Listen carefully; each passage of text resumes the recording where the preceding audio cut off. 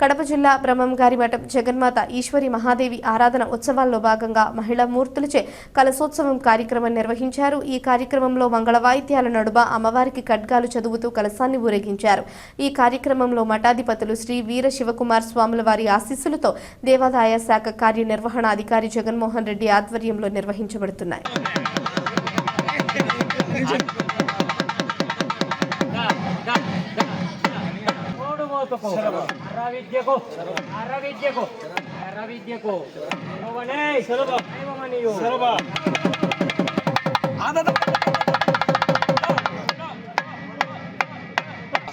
శరభ